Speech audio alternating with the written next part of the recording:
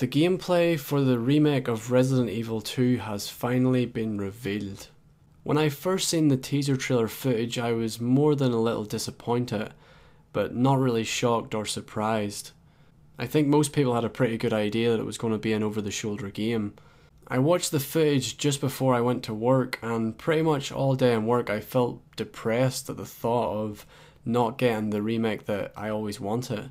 As far as I could tell from the few minutes of footage I watched, this was a remake in the style of Resident Evil 7 with the gameplay of Resident Evil 4, which means that this game appeals to the fans of Resident Evil 7 more than the fans of Resident Evil 2, and that's not a good thing. But I already seen the signs of this coming, and in fact I had pretty much already written a whole script and even photoshopped a thumbnail for a video called Resident Evil 2 Remake is not a survival horror. But as it happens, and I'm sure as you've noticed, the title of this video is Resident Evil Remake is a survival horror. But my hatred for Capcom has changed. I was almost 90% sure that if we got an over-the-shoulder Resident Evil 2 game, the chances of it being action and not survival horror was about 90%.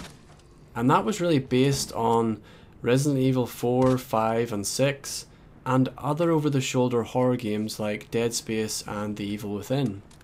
But the same day that I was feeling depressed after seeing the reveal trailer, I stayed up late to watch Sony's live stream of Resident Evil 2 with producer Yoshiaki Hirabayashi. This was the first time I seen someone playing the game that knew how to play the game. Most footage you'll watch is someone in a booth somewhere that's just got 10 minutes to get familiar with the game, and the chances are that they'll probably play it like an action game. What I mean is they'll just shoot all of their bullets at the zombies, not thinking about preserving them, not thinking about avoiding them, and not really knowing what's going on. That's kind of the cool thing about a survival horror. The first few playthroughs, you'll play it quite aimlessly, and then eventually you'll get to know how to avoid the enemies, where extra bullets are, and really how to play it through trial and error. One thing that really stood out to me was that Yoshiaki was actually avoiding the enemies. There's a very fine line between an action game and a survival game, but one of the best indicators for a survival game is being able to avoid the enemies. I actually wasn't sure how this would work in an over-the-shoulder game, and in fact I thought it would feel pretty unnatural, considering over-the-shoulder games tend to be all about precision aiming and taking down each and every one of the enemies on screen. But I have to say, watching the stream and watching how Yoshiaki was actually avoiding the enemies, it looked really good. Not only does it look like it's the right thing to do in the game, but it looks like in some parts it's going to be your only option. One thing that caught me off guard a little was the fact that you can headshot zombies and it doesn't kill them. That's always been a bit of a turn off to me when I see that in a game. Headshots generally should kill a zombie, but I can see how it really makes sense in this game. They want the zombies to be less of them but more robust. And when you think about it, in the original Resident Evil 2, you didn't really have the choice of just getting a one-hit easy kill headshot on the zombies. They always would have taken 4, 5, maybe even 6 shots, and that's what we find with the remake. And it's a great way of solving the problem of precision aiming but also making the zombies hard to kill. If you could just pull off headshots and instantly kill the zombies, there would be no sense of a loss of control, which I would argue loss of control is really what horror's all about. This is like they're having their cake and eating it. You have control with the over-the-shoulder camera, but in some ways you have no more control over your attacks than you would with a fixed camera angle game, where you can't aim for the head. Aiming for the head is actually irrelevant because headshots don't kill the zombies anyway.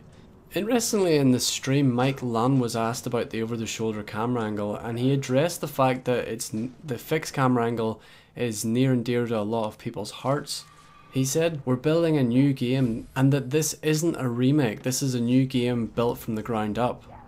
When you see the title screen of the trailer, it does just say Resident Evil 2. There is no mention of a remake. It's not really even marketed as a remake. It just seems to be that's what all the headlines are calling it.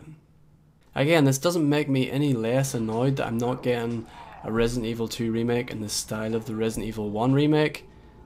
But it is nice to see that Capcom acknowledge the fact that people are torn on this issue. There are a lot of people that want the fixed camera angles.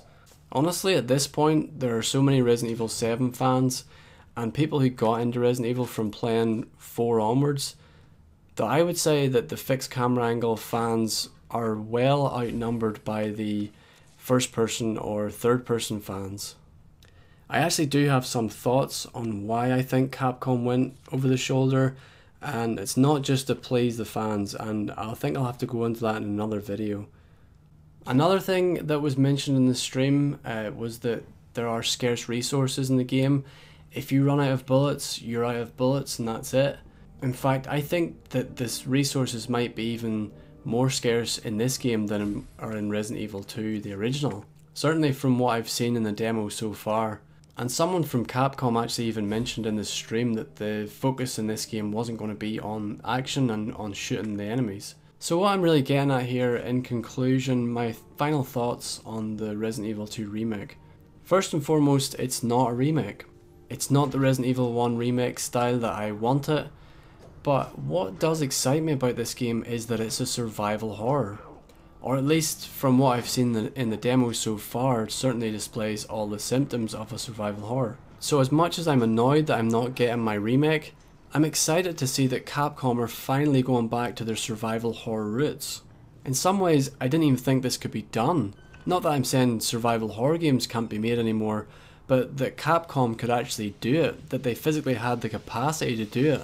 You have to remember that all of these people that are working on in Capcom now didn't work on the original survival horror Resident Evil games. I was really worried that they would fall into their comfort zone and make a game that was more like Resident Evil 7 or Resident Evil 6 here. But that's not what we have. I don't see an action game here. I see a survival horror.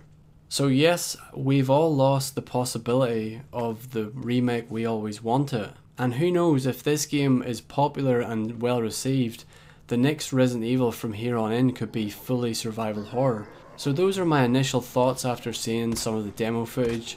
Obviously when the full game comes out, I'll do a more comprehensive review. Before the game comes out, I also want to make a little video about why I believe Capcom went the over-the-shoulder route. I'd love to hear your thoughts about this game in the comments, especially fans of the fixed camera angle. I know this is probably hurting a lot of yous now, but I hope that it's some consolation that this game is at the very least a survival horror game.